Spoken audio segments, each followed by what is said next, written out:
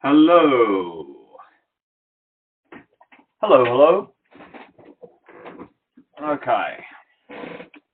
Let me start this little webinar. I'll share my screen. Okay.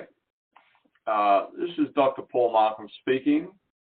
I want to spend a little bit of time here just to give everybody, I would say some, let's call it confidence in writing and justification.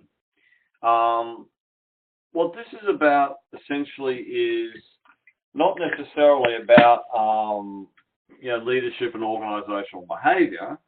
It's essentially about any type of writing, any type of business interactions or organizational interactions you might have.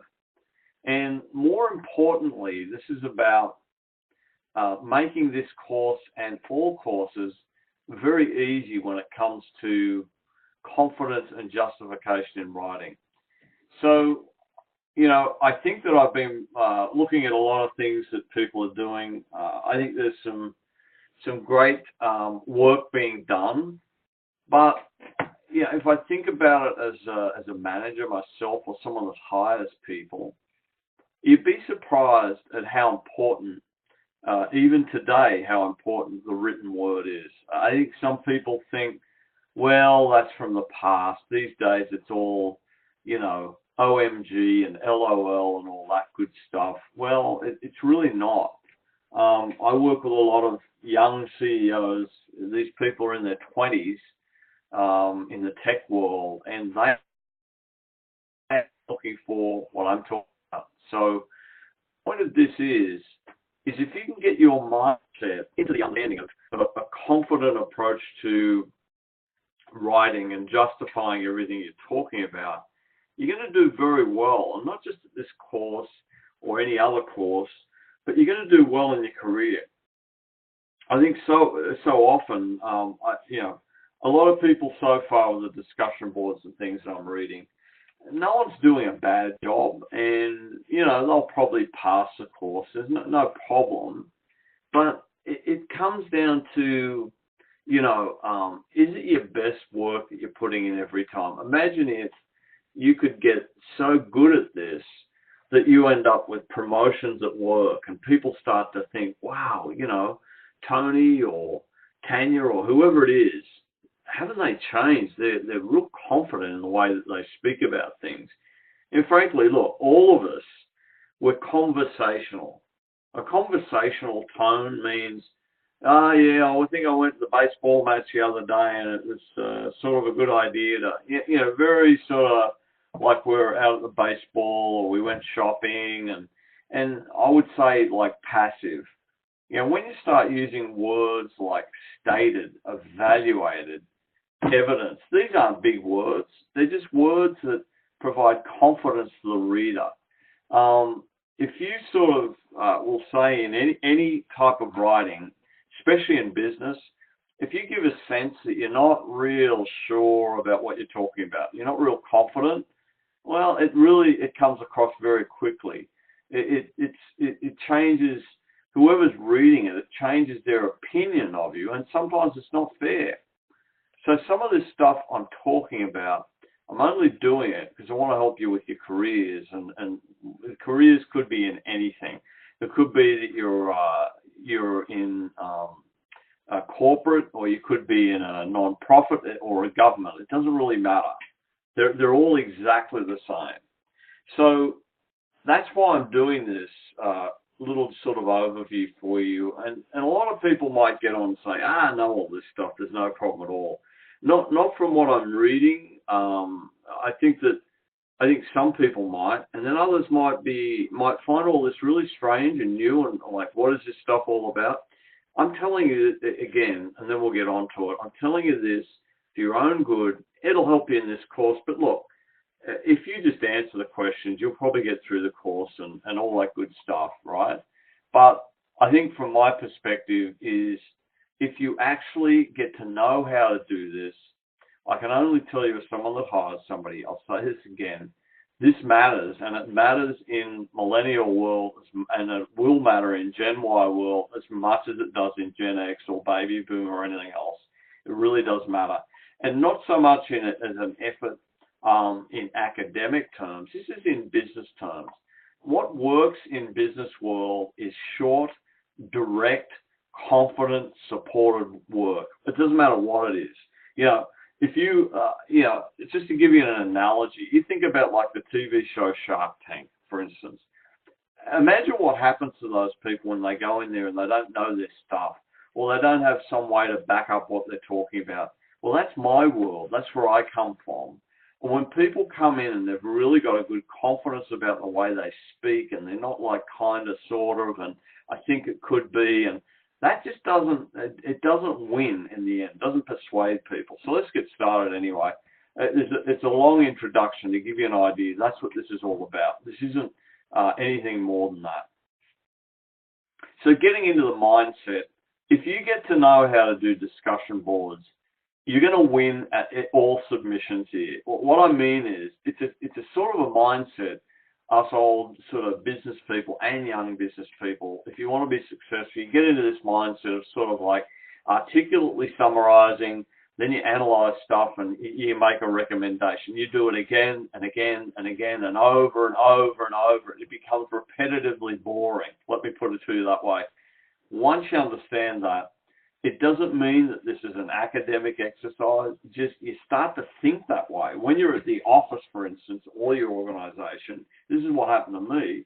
All of a sudden, I'd go and I'd do a big presentation somewhere, and then everybody around the table normally would pull it to pieces and say, what about this, what about that? Then they'd say, you know, Paul, you've answered all our questions. And I'd think, wow, because what I did, I was confident and I supported. So it's the same deal in this course, right?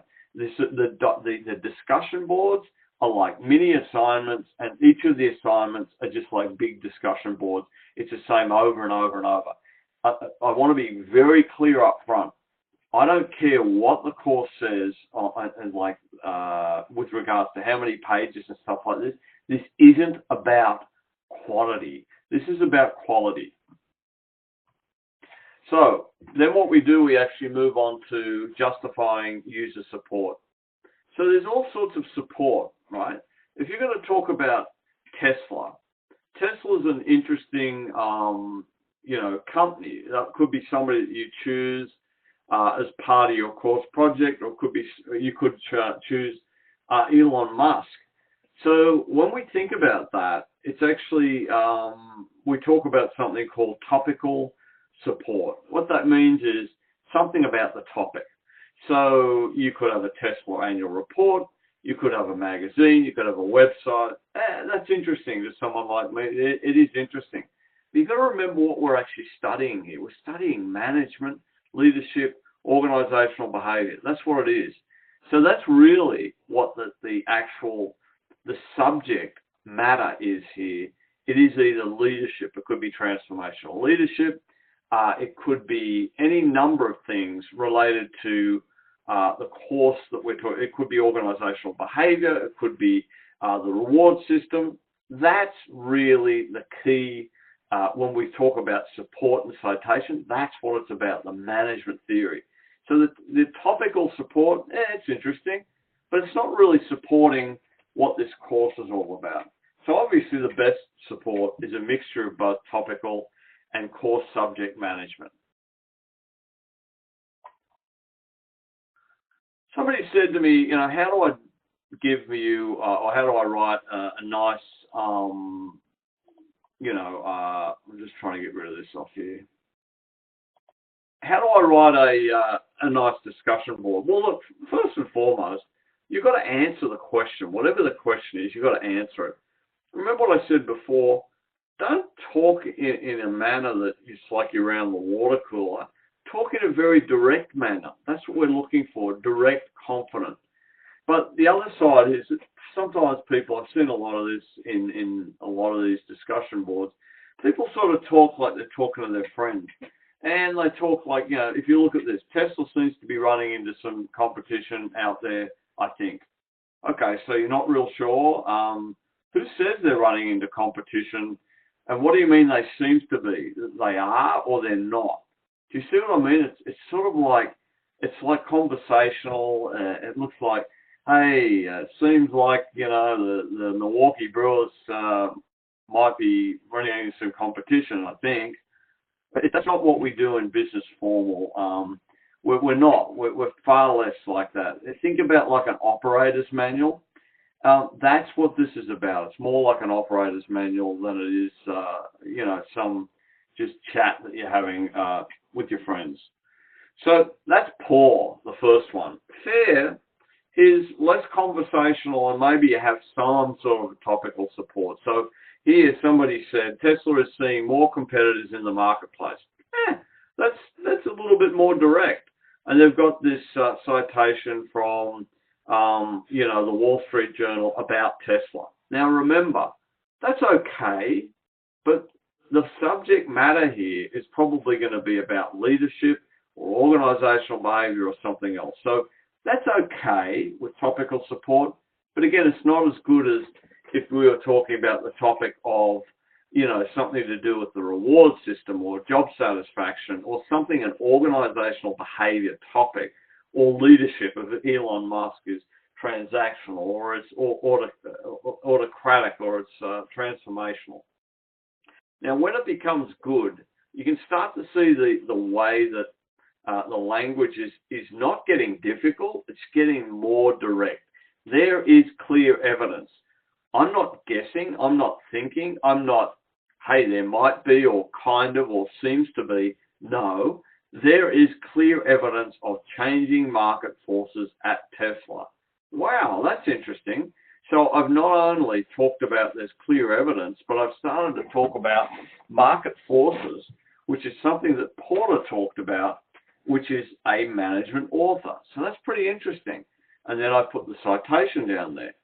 So that's good. That's a really, really nice, good synthesized management support.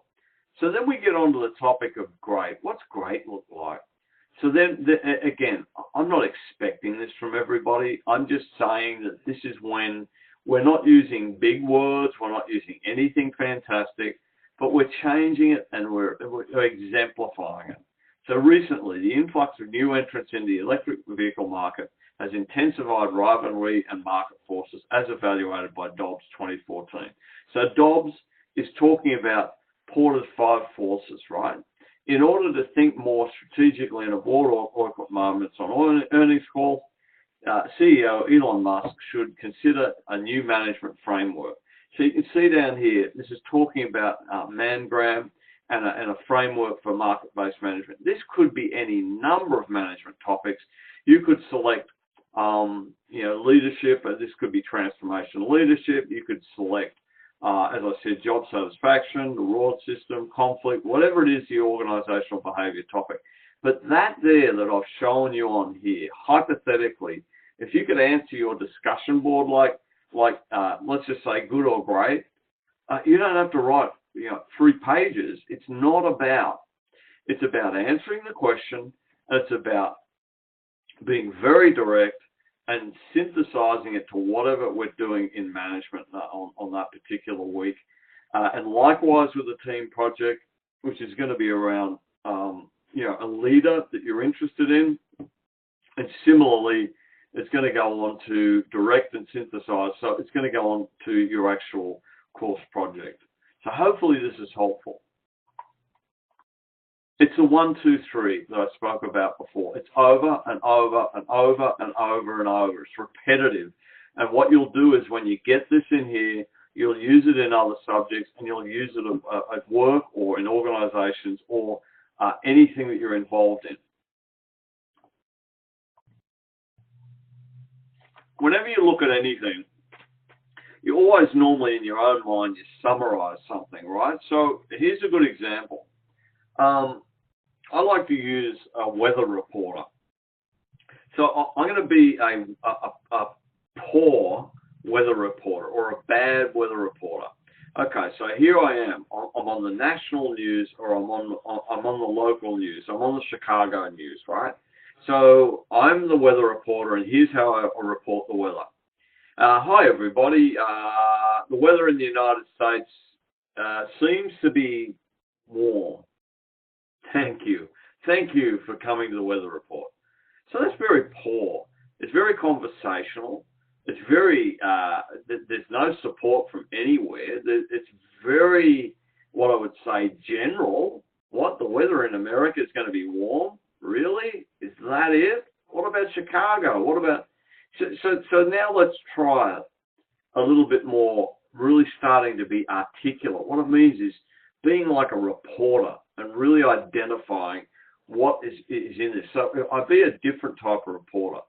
And then I say, hi, I just wanted to report, I'm the weather reporter. According to the National Weather Bureau, Chicago is experiencing hot and humid weather with a high of 95 degrees and 95% humidity.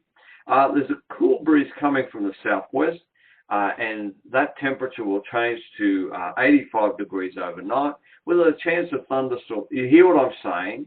It's being more articulate, more details about what you're doing, and start actually linking that or identifying what's important. I'm talking about the weather, so let's have more details about the weather.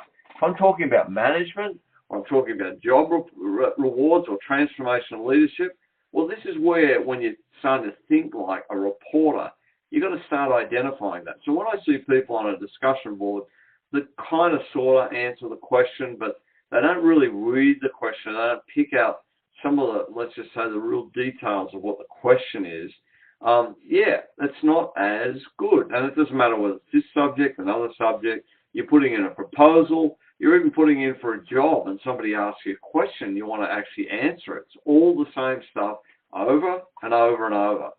So once you do that, you always should start to think about analyzing it related to whatever your topic is. So in this course, the topics of the actual subject matter is always going to be leadership. It's going to be organizational behavior and all points in between, management, right?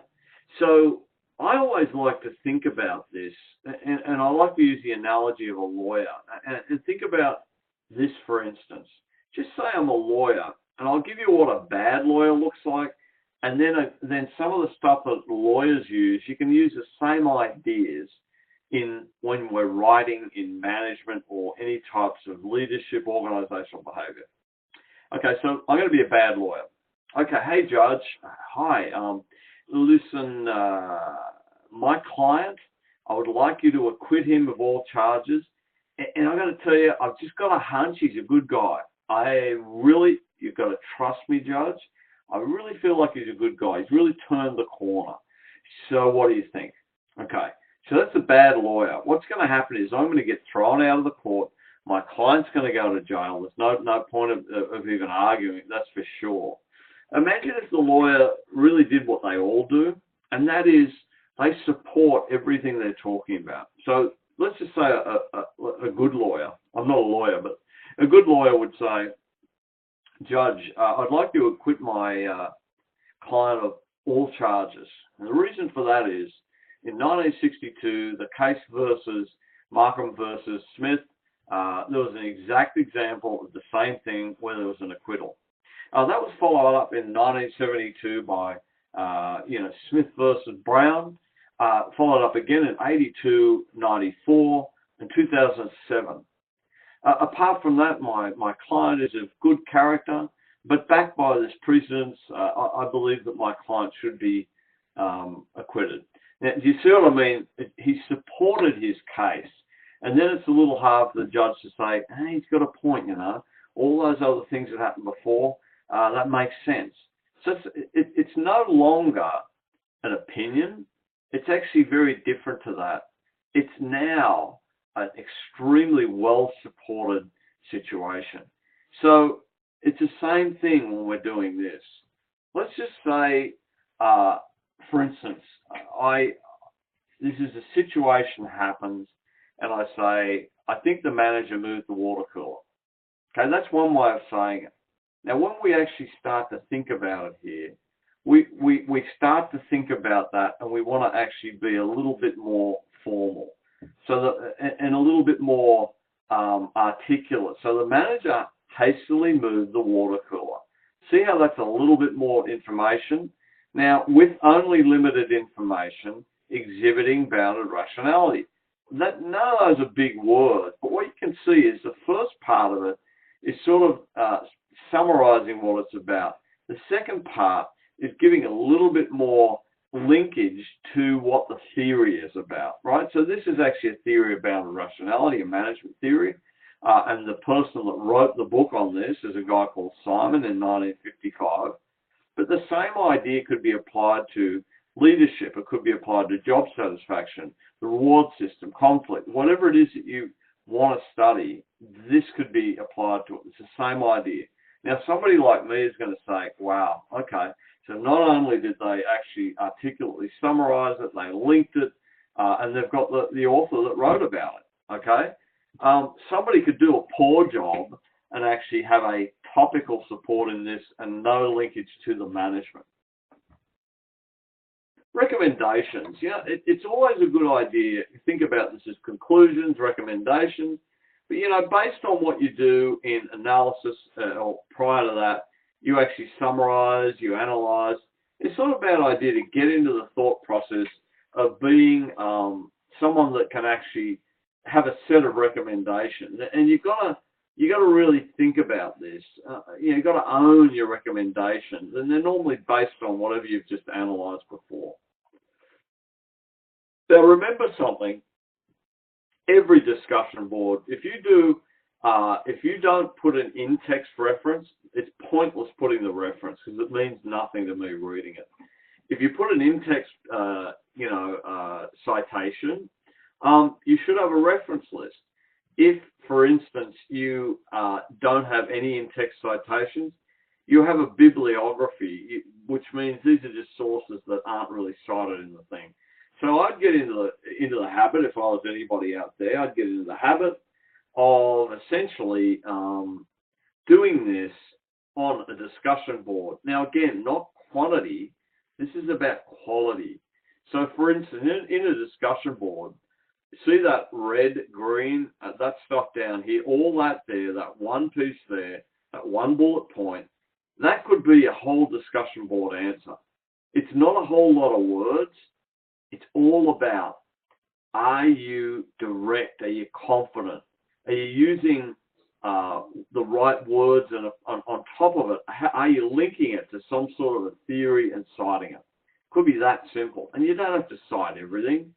But citing shows someone like me, you understand that it's linking to, in this case, bounded rationality. That could be job satisfaction, right? Could be reward system, could be conflict, could be leadership, doesn't matter. And then you have the associated author. Okay, appendices. You know, you can always just add them at the end of it. Appendices are, in this LSI, for instance, they're just going to be the actual diagram. Most people did this anyway. Don't waste words, right? You can see this. Don't explain to me the theory, because I know the theory. You're just wasting words on explaining what, this is Simon again about bounded rationality. It's very interesting, but you're wasting words. Why add more words to explain theory to me that if I don't know about it, we've got a problem anyway, but I do. Just make sure that you synthesize it like we did back here. See, down here, it's bounded rationality. Synthesize directly. Save a lot of words. Save yourself some work. This isn't about lots and lots of writing and work. Picking the right referencing. This is not a course in referencing, but if you've got to get into the habit of understanding how to reference things and cite things, because even when we write business plans, we've got to get in the thought process of how do we cite things for market research, or how do we actually write financial plans correctly, with decimal points in the right place. So this is about a mindset, this whole thing. So little one like this, right? When you look at this particular one here, is this right or wrong? This is wrong. The reason it's wrong is because it had an and symbol and not an ampersand, right? If you see the one below in red, that's correct, we're inside brackets. When we're inside brackets like that, you use the symbol. And then we look at this. You think, hey, that looks pretty good because we're all inside the brackets and we've got the and symbol. However, you don't need the second comma. This is being really brutal, but I'm just saying, these things are important. I'm not going to be grading people down much for it, but I'll just give you an idea. If you did want to, ever go on in academia, you need to know this sort of stuff. And same here, right? This all looks pretty good when you're joining two lots. The trouble is, on the top one, we're using a colon, not a semicolon. And I think you probably pick up this now hits you in the eye. We're outside of brackets, we should use the and not the actual ampersand. This is a little bit tricky. Whenever you're doing multiple authors like this, you always mention all the authors to start within a paper, and then you can do the et al. This is a bit of fun. You can't really do this any other way but the right way, and that is correct. And frankly, a recap on what we're talking about. In discussion boards, in team project, in course project, in everything you do in this, answer the questions. I mean, that sounds so simple, right? A lot of people, they just don't answer the questions, and I think they're in a hurry or they're trying to get stuff done quickly and they won't answer the questions. But if you don't answer the questions, that's sort of the first one. Then start thinking in your head about, I wonder what is the point of what we're doing here. The question is always going to be related to something to do with the week's topic, or in your team project, it's got to be related to whatever you're speaking about with the leader. Or the course is going to be the course project is going to be about the company you're talking about. So you should always start thinking in this idea of, well, I've got to summarize it articulately. I've got to analyze it based on that. And I've got to really start thinking about how would I reflect on this, right? Referencing errors. Get to know where you use and ampersand, and reference list accuracy. Sometimes these things are not so good, and sometimes other times they're not. Now, word count. You're lucky here. A lot of universities will have a word count, meaning you can only write 1,500 words. And it makes it really, really tricky. It's not so bad here, but I would just say use integrated theory. Do not. I would not be writing a whole bunch of explaining about, job satisfaction theory or some other theory. I mean, transformational leadership.